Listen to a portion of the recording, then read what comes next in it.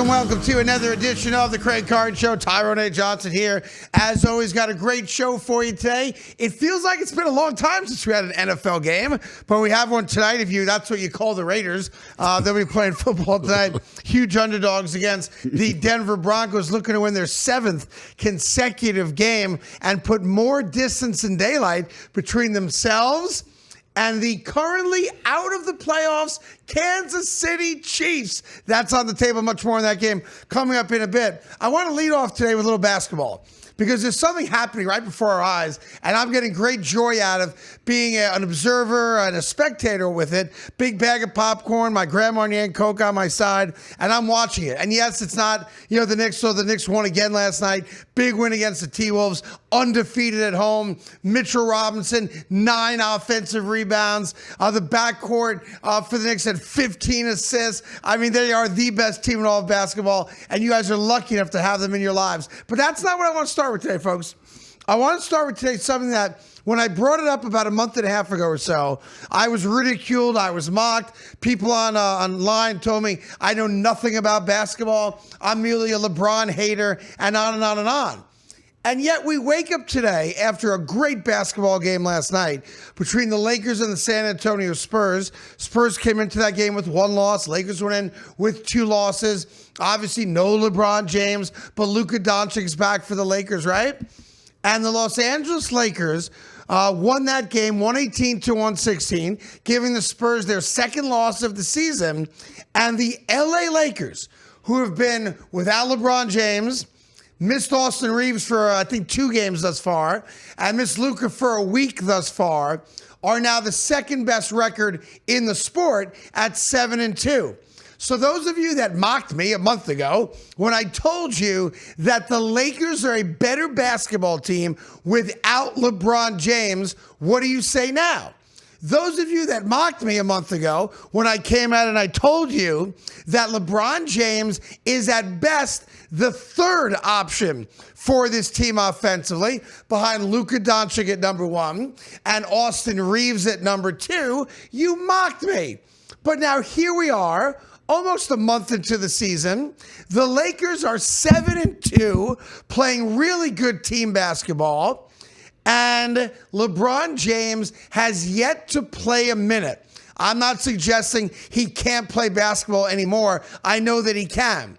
But what I'm telling you right now is if LeBron comes back into the mix, he screws it all up. Because he's going to want the basketball. He's going to look at Austin Reeves and say, you weren't even drafted. Give me the rock. He's going to look at Luka and go, you joined my team. I didn't join your team. Give me the rock. The Lakers are and will be a better basketball team without LeBron James. So let's go back to the 3rd thing I said a month ago, Tyrone, which I also got mocked for and ridiculed online. I made the comment that LeBron James will not play basketball for the Los Angeles Lakers this year. And what happened yesterday? Yesterday, they once again changed the timeline on LeBron's return. First, it was going to be a week, then maybe 2 weeks. Then November 15th was going to be the magical day, which is a week from Saturday. And now they're saying he's not going to come back until he can successfully play 5-on-5 full court basketball more than just once, meaning at the practice facility, right? Yeah. That day's never coming because he's not hurt. LeBron James made a power play in which he thought the Lakers would need him.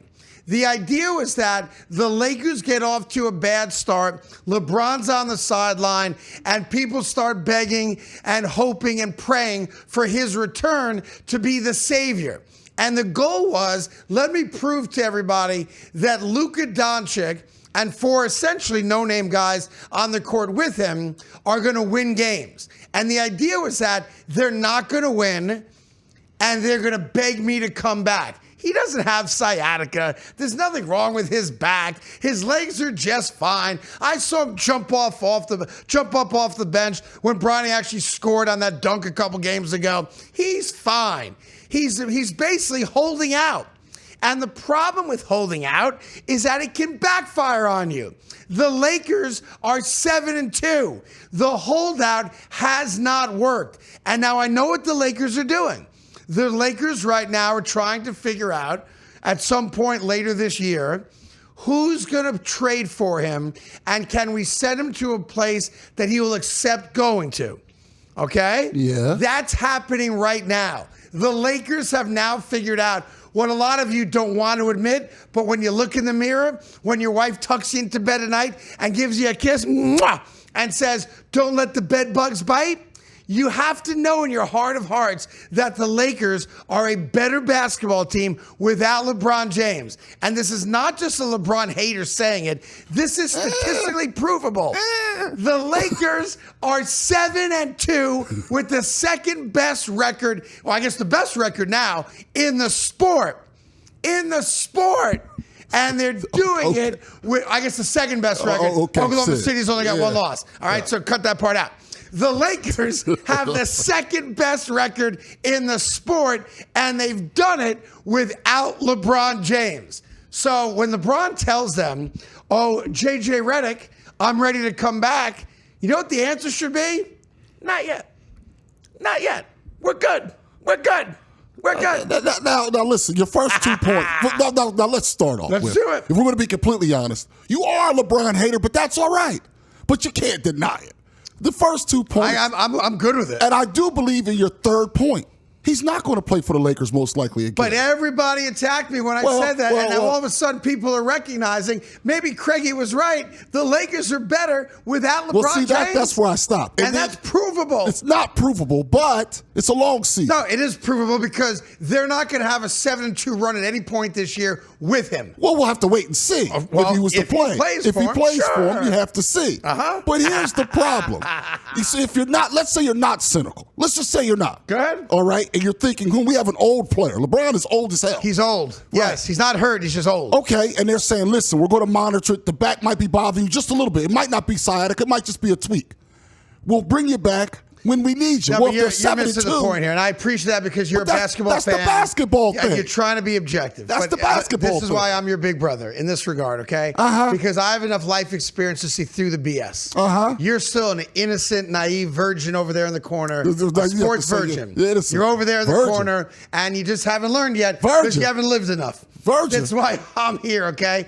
So let me help your virginal eyes and ears out when it comes to LeBron James, okay? All right. The virginal basketball fan like my friend Tyrone here will say, why are you such a hater? Why are you so cynical? He's got a bad back problem, and at some point he will come back and he'll help the team out, and they're going to want him back. That's not how this works. Help a team. And that's not the Lakers, okay? And here's the reality.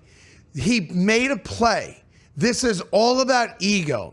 LeBron James was butthurt by the fact that people started acknowledging it's now Luka's team. Luka's the number one option. Luka's the better player. And by the way, he is because he's 20 years younger than LeBron. He's the best player on the Lakers. We've now learned that Austin Reeves is the second best player. So LeBron, because he's hurt and he's in his feelings, which happens frequently with him because he's a sensitive, insecure billionaire, I'm going to sit out because I don't think the makeup of this roster is good enough to win without me. And a lot of people believe that, right? But now, 9 games into the season, we have learned a valuable lesson.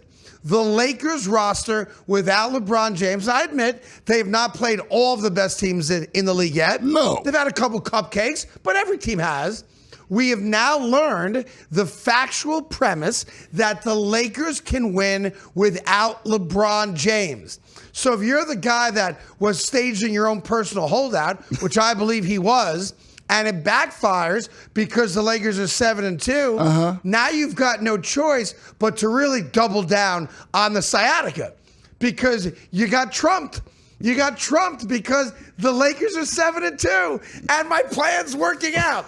He never plays a game for the Lakers. They'll try to force his way to Golden State to be together with Steph Curry or something like that. But you have seen LeBron James play his last game as a Laker, and the Lakers are better off for it. Next topic after this. Come on.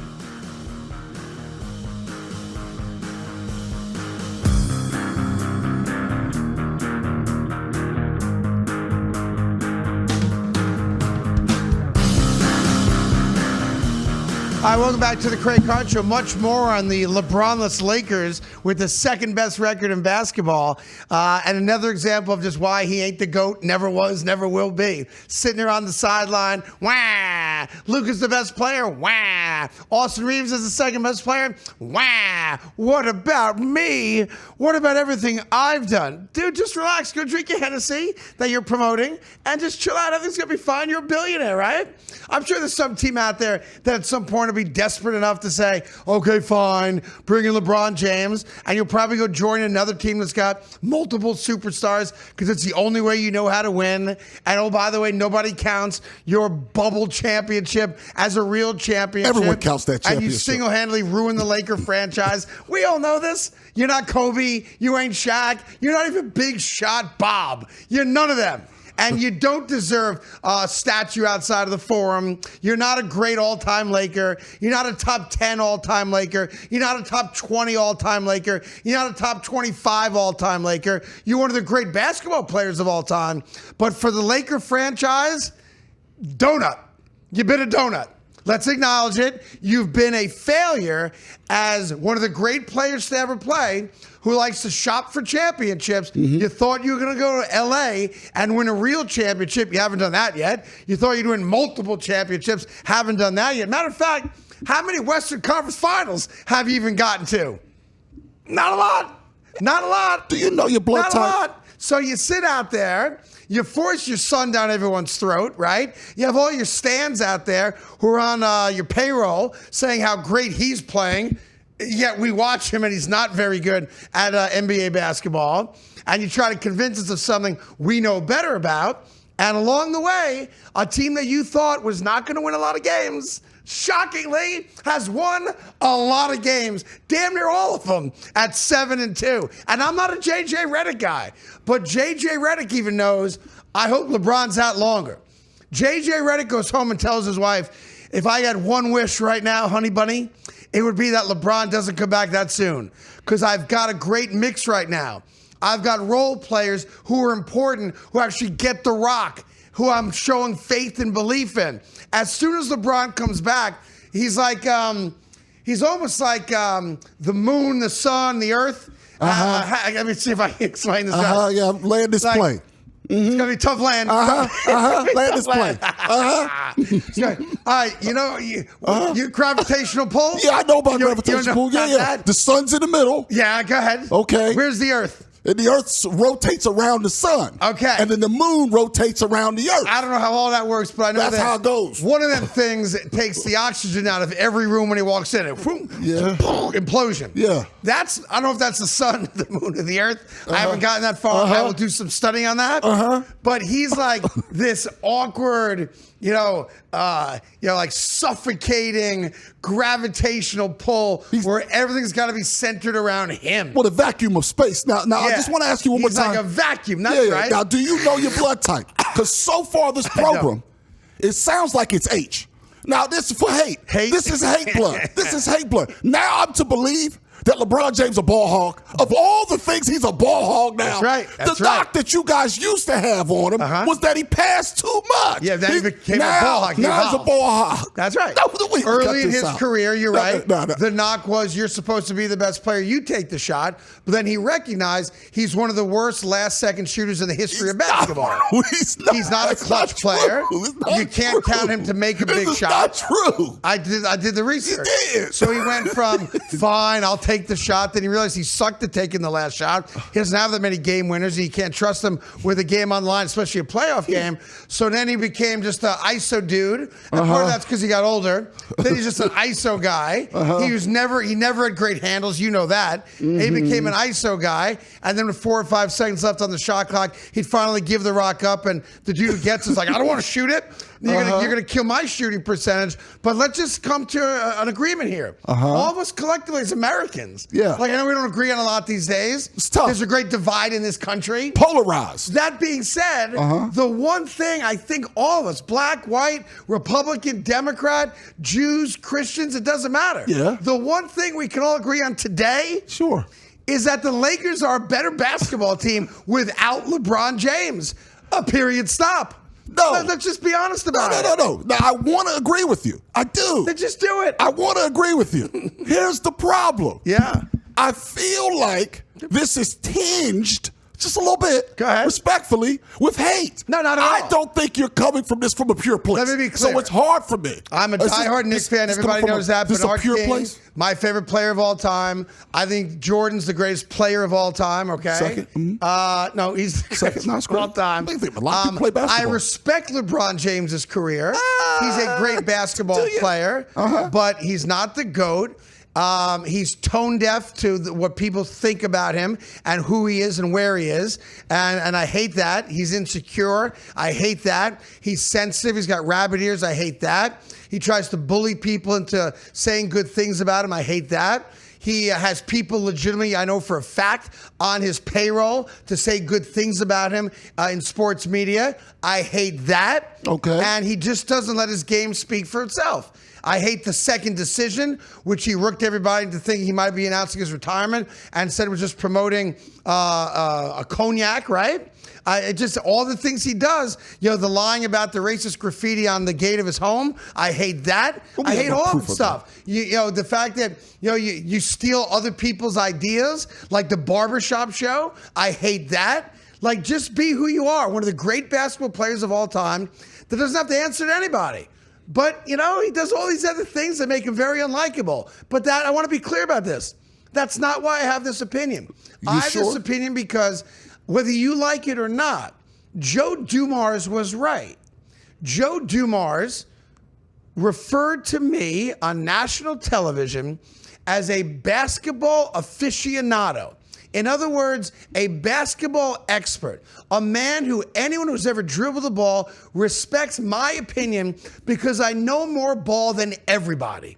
It's not my fault. What the heck is going on here? It just happened. And you could ask Joe Dumars. I don't want to ask Joe Dumars anything about basketball. He's the worst GM in the sport. He's about to lose his job. Look at the Pelicans. Don't ever sully the reputation of Joe Dumars. Joe Dumars is terrible. Don't do that, Philly guy. No disrespect. He's terrible at his job. No disrespect. He's terrible at his job. Hold on. He's not a terrible person. You cannot say a guy's terrible and then go, no disrespect. My point is this. He's terrible. I know more basketball than everybody else. And here's the reality that you cannot escape. And I'll say it for the hour if I have to. The Los Angeles Lakers are a better basketball team without LeBron James. Put that in your pipe and smoke it.